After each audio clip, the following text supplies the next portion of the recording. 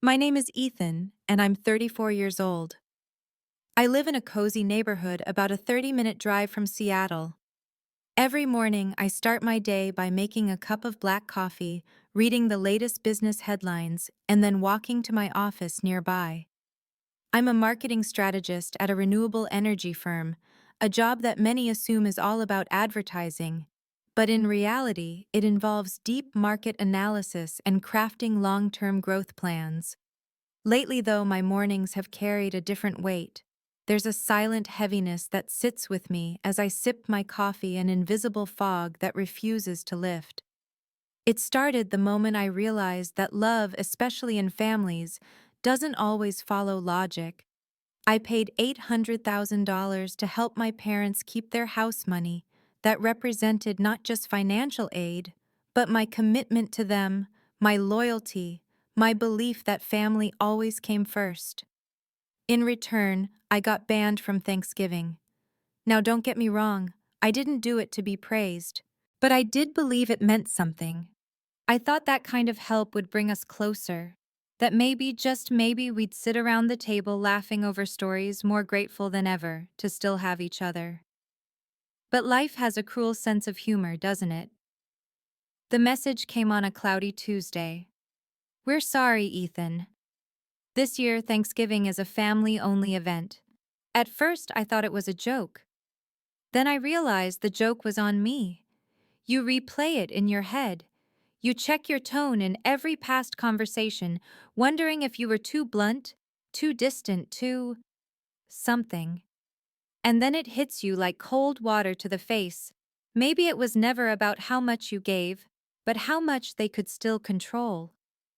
I stared at that text for a full minute. Then I laughed, not because it was funny, but because it was surreal.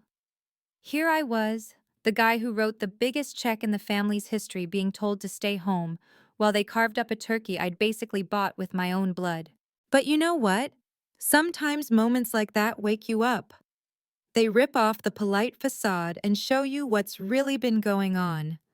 The emotional manipulation, the guilt tripping, the unspoken rule that you could never outgrow your role as the silent giver. There's a dangerous myth we're fed that family is sacred no matter what, that we owe them forever.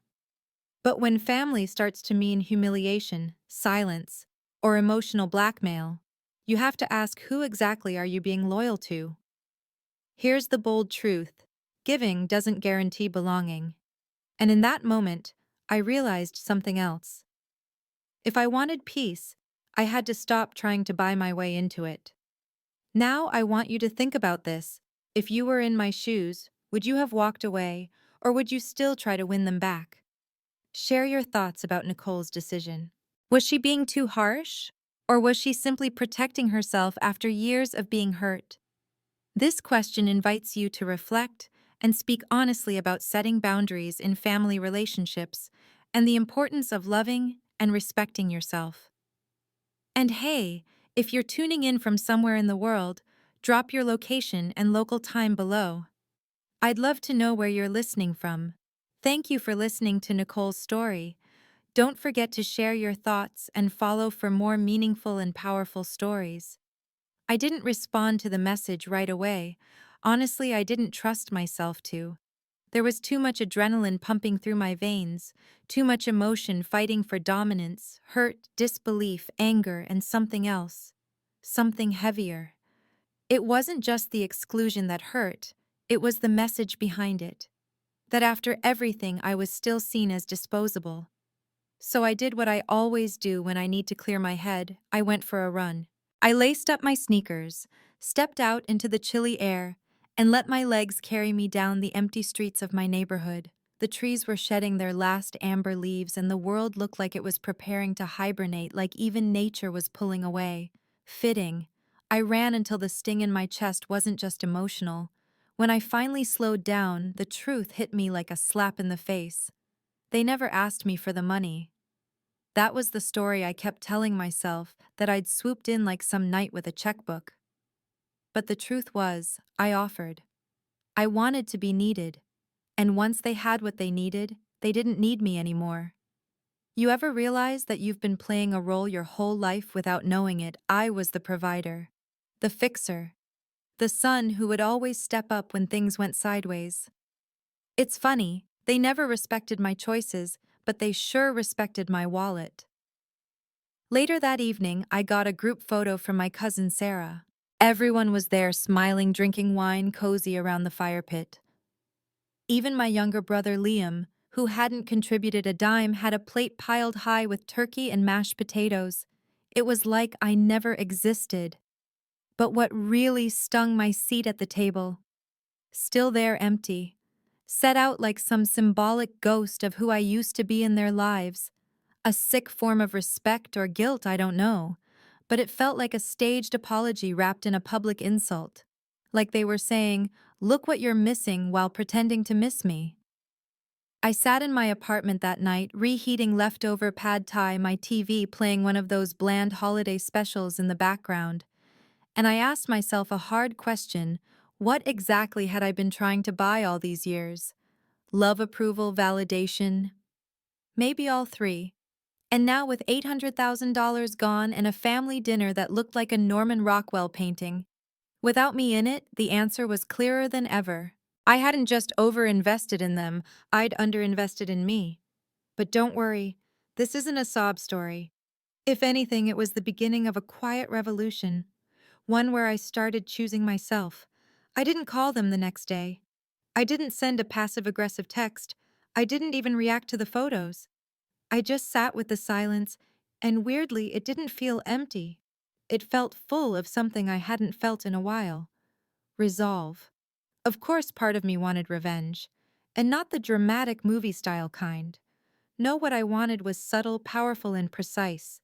A way to show them not through shouting, but through living, that I was done being the quiet investor in a family that saw me as nothing more than a bank account. But first, I needed to understand why they did it. What drove my dad to send that message? Pride, spite? Or worse, was it guilt? So I started replaying every conversation from the past year. Every phone call, every weird hesitation, every side glance during visits. And something started to make sense. My father, stoic, proud, emotionally constipated, had a deep issue with not being the man of the house anymore. The moment I saved their home, he lost control of it. And instead of gratitude, he clung to the only power he had left: exclusion. A fragile ego in a father can be more dangerous than a hurricane, and mine had just unleashed his. I won't lie, I laughed to myself that night. The irony was too rich. I had given them the roof over their heads, and he had slammed the door in mine. At that point, I knew something had to change. Not them, me.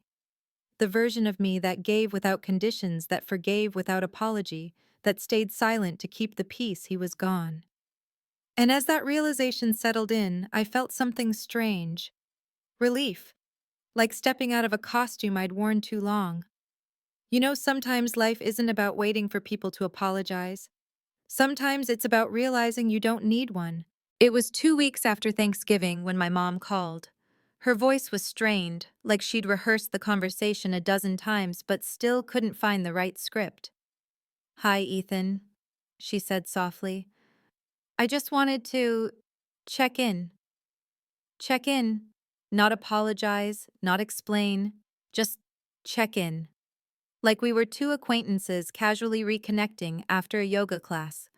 I kept my tone neutral, calm. "Hey, Mom. Everything okay?" There was a pause. I imagined her in the kitchen twisting the phone cord in her fingers like she used to when I was a kid. "I know things have been awkward," she said. Awkward. That's the word you use when someone wears white to a wedding, not when you ban your son from the one tradition that meant something. I let the silence sit long enough to make her uncomfortable. She finally spoke again. "Your father, he just thought it would be best to keep things simple this year. With all the tension, we didn't want a scene." Ah, a scene. That old family fear. That someone might say what they actually feel. God forbid honesty ever pull up a chair at the Thanksgiving table. So excluding me was easier than having a real conversation, I said. "I'm not saying it was right," she replied quickly, but it was what your father wanted. There it was, the truth behind every silence, every unspoken insult over the years. It was always what he wanted. My mom was the quiet enabler, the emotional diplomat trying to keep the peace by standing in the shadow of his pride. Well, I said he got what he wanted, she sniffed. You're angry. I'm not angry, Mom, I said, and for once I meant it. I'm awake. That ended the call quicker than I expected. I sat there afterwards staring at my phone waiting for anything to come through. A follow-up text, an apology, even a passive-aggressive emoji. Nothing, just the screen glowing with indifference. And that's when I knew they didn't think they'd done anything wrong. To them, I was the problem. The one who gave too much, expected too much, and disrupted the family dynamic with inconvenient emotions. So I stopped waiting for closure. I stopped waiting for that imaginary moment where they'd say, "You were right, Ethan. We're sorry." Instead, I started writing down every red flag I'd ignored over the years. The birthdays they skipped. The way they praised Liam for buying a used car, but never acknowledged my help funding their retirement. The time Dad told me I was too sensitive for reacting to a racist joke at dinner. These weren't isolated events. They were a pattern. And I, like so many people trapped in the illusion of unconditional love, had mistaken tolerance for affection. It's funny how memory works. When you're in the fog of loyalty, you romanticize even the ugliest moments. But once the fog clears, you see the sharp edges of every word, every look, every rejection. I remember being 10 and winning a science fair. I was so proud, held that trophy up like it was an Olympic medal. But Dad, he barely glanced at it, said, "You gonna win something that pays next time." That was the blueprint. Nothing I did was ever good enough unless it came with a paycheck. So I learned to attach my worth to numbers, grades, salaries, wire transfers. Until one day I paid the ultimate invoice, $800, $1,000 for a seat at a table I was never really welcome at. But here's the twist. That money, it wasn't a loss. It was a transactional awakening. A painful but priceless receipt that said, "You are done trying to buy your place in someone else's story." And once I accepted that, I started thinking differently. I canceled the annual December trip to visit them. I redirected the monthly $2,000 I used to send just in case into a self-care fund. Massages, therapy, cooking classes, things that fed me, not their entitlement. I even bought a small cabin in the mountains, something I'd always dreamed about but never felt allowed to do while my family had needs. Now I gave myself permission. The view was stunning. Pine trees, stillness. A place where silence was peaceful, not punishment. One night, as I sat by the fireplace in that cabin sipping hot cider and watching snow gently fall outside, I felt it freedom. The kind that doesn't announce itself with fireworks. Just a quiet sense that you are finally living for yourself. Of course, old guilt still knocked from time to time. The voice in my head would say, "But they're still your parents." And I'd answer, "And I'm still their son." But that doesn't mean I have to be their sacrifice. There's this metaphor I keep coming back to. You can love people from a distance the way you admire stars. Beautiful, luminous, unreachable. And that's okay. You don't need to orbit anyone who keeps dimming your light. The thing about drawing boundaries is that people who benefited from your lack of them will always see it as betrayal. It didn't take long before the silence I'd established started making them nervous. First it was Mom again, text this time. "Just wondering if you're okay. Dad says hi. Your cousin asked about you." All gentle prods, each one carefully avoiding the elephant in the room.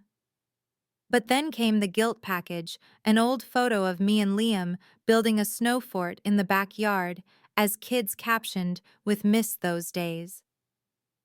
Things were simpler then. Simpler, sure. Because I didn't know better.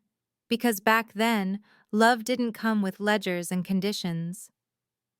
I stared at that picture for a long time, trying to remember what it felt like to believe I was part of something that couldn't be taken away.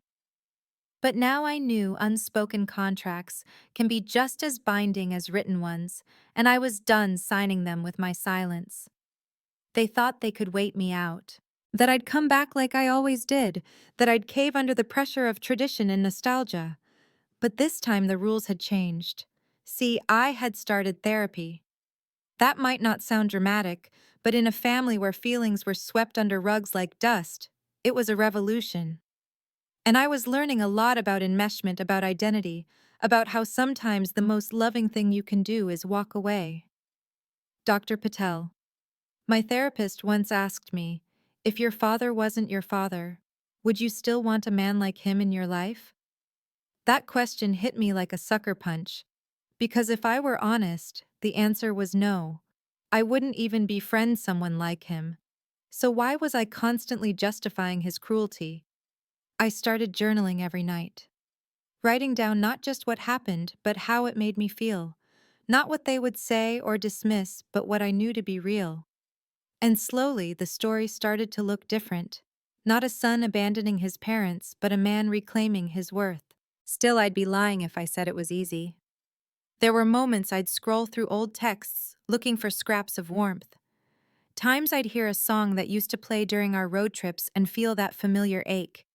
Because here's the thing, they don't tell you about boundaries, they protect you, but they also isolate you. And that loneliness, it's real. But loneliness is still better than being surrounded by people who make you feel alone. Then came Christmas. They sent an invitation, handwritten, formal, a red envelope with gold trim. We hope you'll join us for Christmas Eve. Love, Mom and Dad. I stared at it for a long time, turning it over like it was a bomb I had to disarm. My first instinct, toss it. My second, frame it, as proof that they were finally coming around. But by now I was wiser than both reactions. This wasn't an olive branch, it was bait.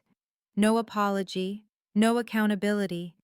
Just a seat being offered back at the table I was banished from weeks ago. Like nothing had happened. So I did something I'd never done before. I RSVP'd no and said why. Thank you for the invitation. However, until we have a real conversation about what happened over Thanksgiving, and until there is acknowledgement of how that decision impacted me, I won't be attending. I'm open to rebuilding, but only if honesty and respect are part of it. Simple, clear, no anger, just truth. Mom replied with a short understood. Dad didn't reply at all, and that told me everything. The thing is, when you stop dancing for people, you realize how few of them were actually dancing with you. Most just enjoyed the show. But I wasn't performing anymore. So that Christmas, I lit a fire in the cabin, cooked myself a quiet dinner, and watched the snow fall again. I wrapped a single gift for myself, a leather-bound journal with gold lettering that read, "You get to write the story now." I laughed at the corny symbolism, but also, I believed it. Because for the first time, I wasn't trying to earn peace. I was living in it. And that's the funny part. When you stop chasing approval, you realize it was never love that hurt you, it was the conditions attached to it. So here's the laugh I promised. I once thought I'd make a speech at my father's 70th birthday. Something heartfelt, grand. Now I realize the most powerful speech I'll ever make is my silence. It was early January when Liam reached out. That alone was a plot twist. My younger brother wasn't the kind to initiate deep conversations. He usually stuck to memes, fantasy football, or sending me bad crypto advice. But this time he called. No text, no yo, just a real actual phone call. I hesitated before answering. Not because I didn't want to talk to him, but because I didn't know which version of him I'd get, the loyal son echoing Dad's resentment, or the brother I used to build snow forts with. Still, curiosity won. "Hey," I said cautiously. "Hey, man," he replied, voice slower than usual. So, I heard you didn't come to Christmas." I exhaled through my nose. Yeah, that wasn't a mistake. He went quiet, and I imagined him pacing somewhere, probably in his garage, with the door cracked open, the cold air biting at his ankles. "Look," he finally said. "I don't know what happened exactly. But Mom's been Off. And Dad's been pretending it's business as usual. That tracks, I said. He gave a short laugh. Yeah. Then after another pause. You know they sold the RV, right? I blinked. What? The big one. The one they bought 2 summers ago. It's gone. Mom said they needed to rebalance things financially. I stared at my ceiling, the dots connecting like a constellation I'd seen before but never recognized. Let me guess. No mention of the $800,000 I gave them. He scoffed. Not a word. There it was.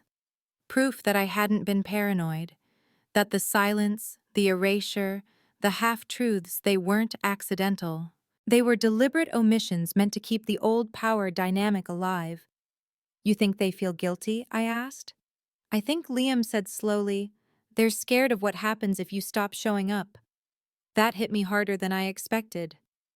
He continued, you were always the one who made things work. You paid for college, you bailed them out of foreclosure. Hell, you even gave me rent money once when I couldn't make ends meet. You're like this family's safety net. I stayed quiet, unsure whether to feel seen or used.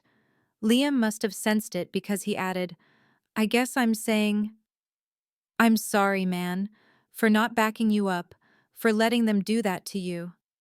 It wasn't everything, but it was enough. Thanks, I said, and meant it. After that call, I sat with a strange mix of emotions. Gratitude, sadness, clarity. It's a surreal thing realizing your role in a family wasn't chosen, it was assigned. And maybe, just maybe, you've outgrown it. Later that week, I found myself walking past an old bookstore in the city. On a whim, I went inside.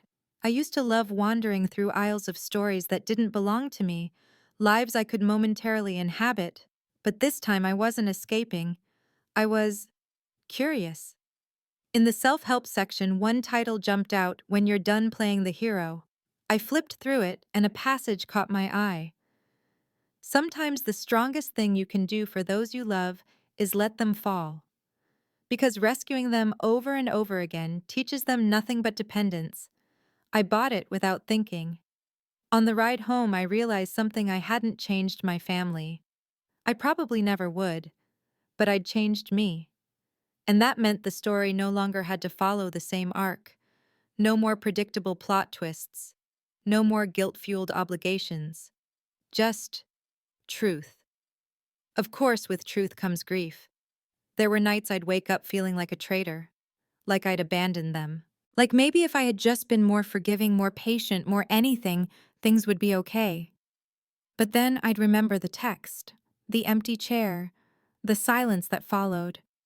And I'd remind myself, loyalty doesn't mean letting people trample your worth. Forgiveness doesn't require amnesia. One weekend, I took a road trip by myself to the Oregon coast. I stayed in a small cottage by the water, wrote in my journal every morning, and let the ocean remind me how small everything is and how healing can come from just existing uninterrupted. I even tried surfing. I was terrible. Fell off the board a dozen times, swallowed more salt water than I'd like to admit. But every time I wiped out, I laughed. Really laughed. The kind of laugh that starts in your stomach and bubbles up before your brain can catch it. Because for the first time in a long time, I wasn't trying to prove anything. Not to my dad, not to my mom, not even to myself. I was just living. They say time softens everything. I think that's a half-truth. Time doesn't always soften, it sharpens. It cuts away illusions, trims the fat from memory, and reveals the raw, unfiltered core of things. That's what January and February did to me. They didn't heal me, but they stripped the noise away, so I could finally hear my own voice. By March, I hadn't spoken to my dad once since the Thanksgiving exile. Not a word. Not even a forwarded meme. And that silence, it spoke volumes. He wasn't interested in fixing anything, he was waiting for me to come crawling back. But I didn't. Instead, I threw myself into work like it owed me answers. I started pitching bolder ideas, mentoring the new hires, even leading a regional campaign that ended up outperforming projections by 36%.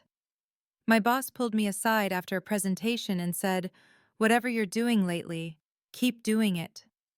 That was the moment I realized I wasn't just healing. I was expanding. Yet healing isn't linear. One night in early spring, I was scrolling through old photos on my iPad, an accidental click, really. And there it was, a picture from 5 years ago, Thanksgiving. The table was cluttered with laughter and pie crumbs. My dad was carving the turkey, Liam was making a toast, and I was sitting in the corner half smiling. And it hit me. Even back then, I was already fading from the picture. Literally, slightly out of frame, like some symbolic foreshadowing I never noticed. I zoomed in on my own face and whispered to myself, "You've been disappearing for a long time." That realization brought me to tears, not from sadness, but from sheer exhaustion. Years of bending, accommodating, apologizing for having needs. And all it ever got me was a seat at a table I had to buy. But here's the funny thing about emotional clarity: it shows up when you least expect it.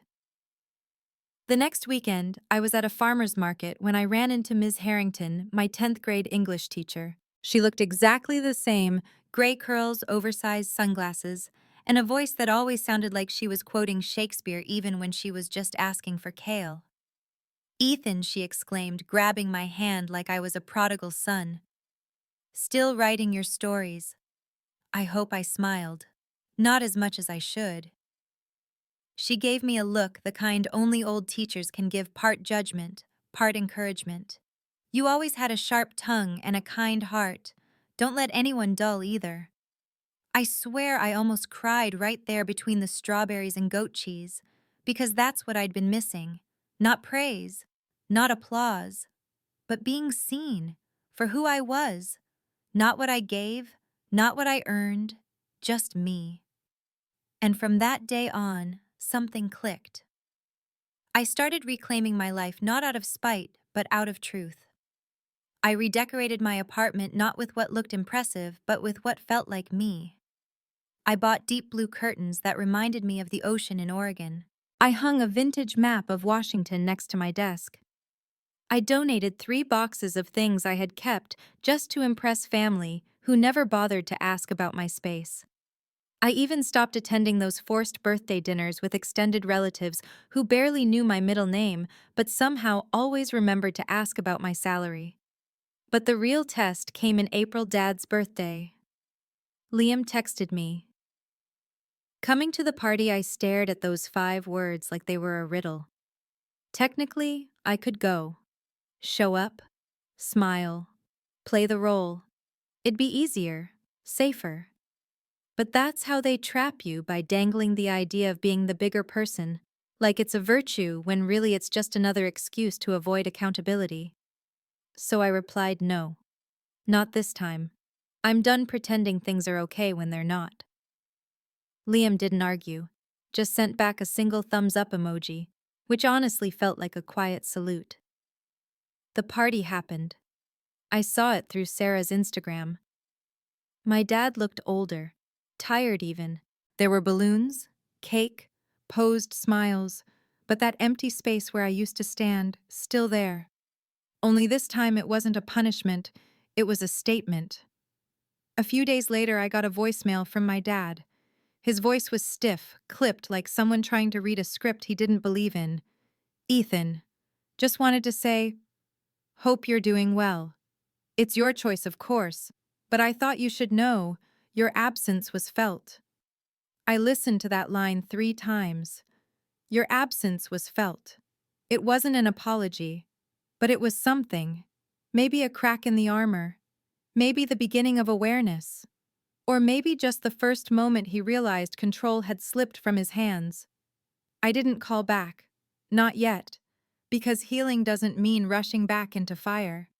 Sometimes healing means standing at the edge of the bridge and deciding not to cross, at least not until it's rebuilt with more than old habits and hollow words. Spring turned into summer with a kind of quiet confidence I hadn't felt in years. There was something strangely empowering about not being invited, not being expected, not being entangled. For the first time in my adult life, I wasn't operating under the obligation to show up to explain or to rescue. I simply existed. And that existence was finally mine.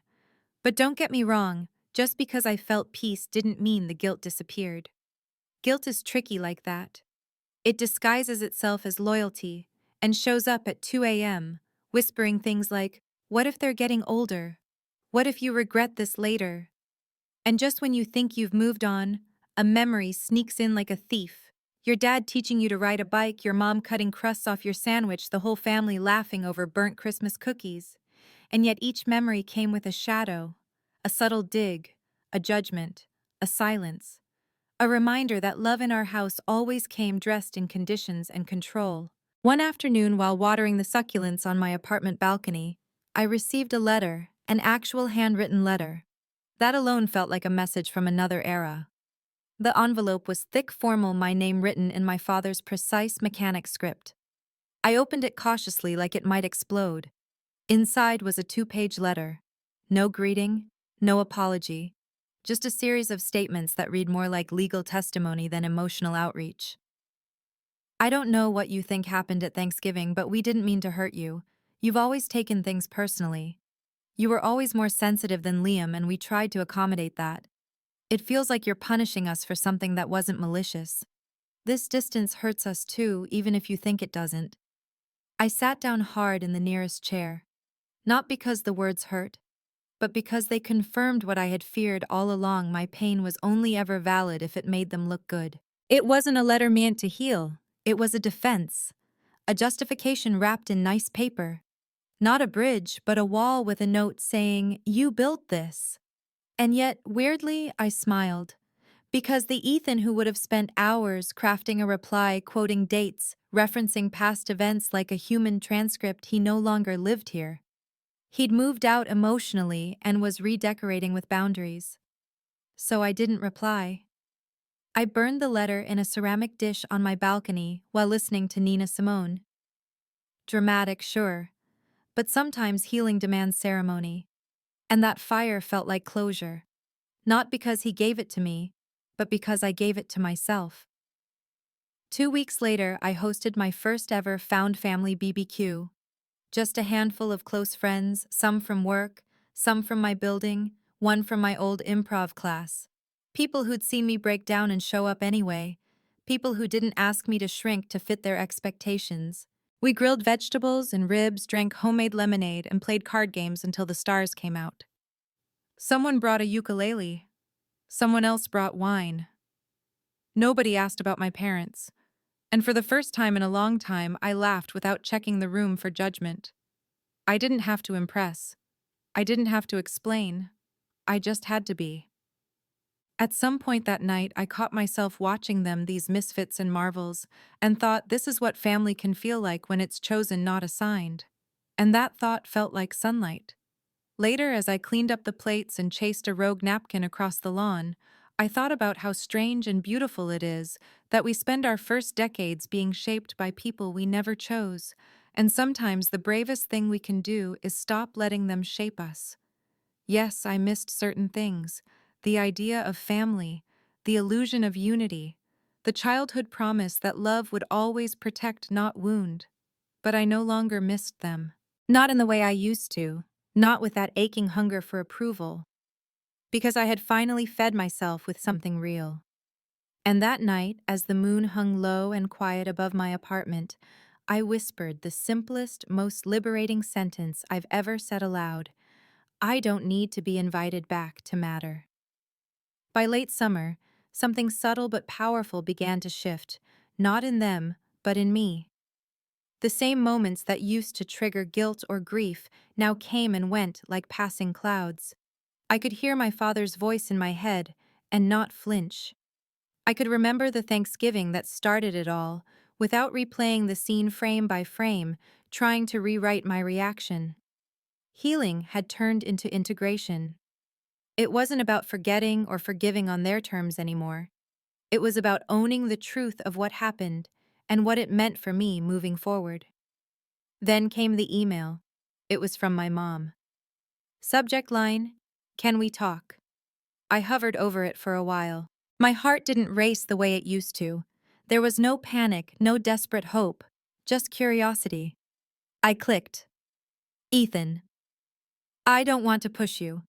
But I would like a chance to have coffee. Just the two of us. No expectations.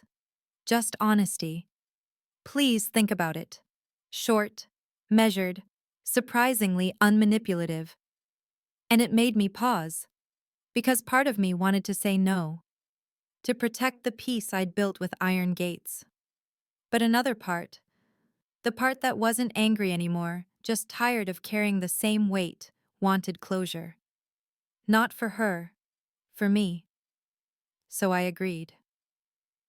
We met at a little cafe near the waterfront, a neutral place, where we had no memories, no ghosts. I arrived first, ordered a peppermint tea, and chose a table in the corner near the window. She walked in 5 minutes late, hair tucked into a low bun, wearing the navy cardigan I remembered from every holiday growing up. Her eyes scanned the room before locking onto mine. There was something fragile in her gaze, like she knew the balance could tip either way. "Hi, sweetheart," she said softly. I nodded. "Hey, Mom." We sat in silence for a few seconds, not uncomfortable, just full of breath. Then she said, "I read your text. The one you sent after Christmas." I waited. "You were right," she added. "We never talked about Thanksgiving. We avoided it because it was easier. But easier wasn't fair." I didn't expect the lump that rose in my throat. She looked down at her cup. "Your father, he doesn't handle feeling powerless very well. When you saved the house, I think he felt like he lost his place. And instead of dealing with that, he punished you for it." I was quiet. "Ethan," she continued, "I don't expect you to excuse it. I just wanted you to know it wasn't because we don't love you." I took a breath. "I believe you love me, Mom. I do. But love without respect, it drains a person. And I've been drained for years." She nodded, eyes glossy. "I know." And then just like that she said it, "I'm sorry." Not for how she felt, but for what she did. For what she let happen. For standing by while I carried the weight of their pride in silence. I didn't cry. I didn't fall apart. I just exhaled. Like I'd been holding my breath since November. "I'm not ready to come back," I told her. "But I'm ready to stop running away." She smiled gently. "That's more than I hoped for." We talked for another hour. Not about the past. About the present. She told me about a new book club. I told her about the cabin. We didn't fix everything, but we acknowledged the cracks. That night, walking home under the soft buzz of streetlights, I felt something unexpected: peace. Not the kind that comes after a victory, but the kind that comes after surrendering the need to win. I still hadn't heard from Dad directly, and that was okay. I'd stopped expecting a version of him that didn't exist. People think resolution comes with fireworks, big apologies, grand gestures, but most of the time it's a quiet coffee in a corner cafe. A look that says, "I see you now." A moment where the past doesn't own the present. And somewhere between the second sip and the goodbye hug, I knew I had already crossed the bridge I was waiting for them to build. I had built it myself. I didn't tell anyone about the coffee with Mom right away. Not Liam, not my closest friends, not even Dr. Patel. It wasn't that I was hiding it, it was just too delicate. Like a newborn truth still blinking in the light, not ready for the noise of outside voices. But internally, something had shifted. I started dreaming again. Vivid, cinematic dreams that weren't drenched in conflict or regret. Just scenes of movement, travel, water, mountains. In one, I was rowing alone across a wide, still lake. In another, I was at a bookstore with a child I didn't recognize, except they kept calling me Dad. It was as if for the first time in years, my subconscious was no longer stuck in rewind. I brought it up with Dr. Patel in our next session. She smiled and said, "Sometimes dreams show us what healing looks like before we feel it fully in waking life." I thought about that a lot, especially when Liam called again a few days later. He'd heard about the coffee. "She told me you two talked," he said. She sounded lighter. I nodded, even though he couldn't see me. It helped, I admitted. It didn't fix anything, but it helped. Then, almost casually, he said, "Dad wants to see you." I was quiet for so long, he asked, "You still there?" "Yeah," I said slowly. "Did he say that?" "Not directly," Liam admitted. "But he's been asking questions about how you're doing, about the cabin. He even brought up Thanksgiving, said maybe things got misunderstood." Misunderstood. That word again. So tidy, so sterile, like the emotional equivalent of sweeping broken glass under the rug. "I'm not sure what he wants, Liam," I said, "but if he's expecting me to pretend nothing happened, I can't do that." "I get it," Liam replied. "But I also think he's not as bulletproof as he pretends to be." That stuck with me, not because it made me feel sorry for my father, but because it reminded me he was human, flawed, fragile in ways he would never admit. And maybe that's why he lashed out, because watching his adult son become more than him emotionally and otherwise forced him to face parts of himself he'd long buried. Still, I didn't rush to respond.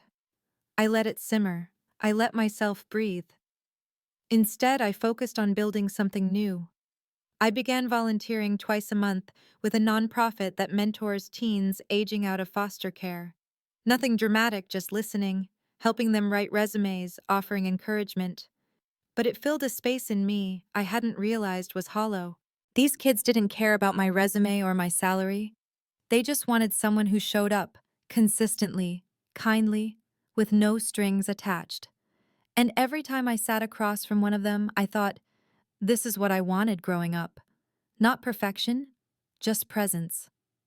One afternoon after a session, one of the boys, a quiet 17-year-old named Marcus, handed me a drawing. It was a pencil sketch of a man standing at the edge of a cliff facing sunrise. On the back, he'd written in crooked handwriting, "You don't have to jump. Just take one step." It undid me. That night, I sat on the porch of my cabin, that drawing in my lap, and thought about my father. About how long I'd been waiting for him to change, to acknowledge, to soften. But maybe he couldn't take the leap I wanted him to. Maybe the best he could do was inch forward, clumsy, flawed, and late. So the next morning I wrote him a letter. It wasn't dramatic, no emotional grenade, just the truth. "Dad, I don't need you to apologize perfectly. I just need you to show up honestly. If you want to talk, I'm open. Not to rehash the past, but to start understanding each other in the present. I'm not angry anymore, but I am different. And if we're going to reconnect, it has to be as equals. I hope you're willing to take that step. Ethan." I didn't mail it right away. I let it sit on my desk for 3 days, read it every morning, made sure it still felt right. Then finally I mailed it. No expectation, no ticking clock, just a message in a bottle tossed into the sea between us. And as I dropped it into the mailbox, I didn't feel nervous. I felt ready, ready for whatever came next, or for nothing at all.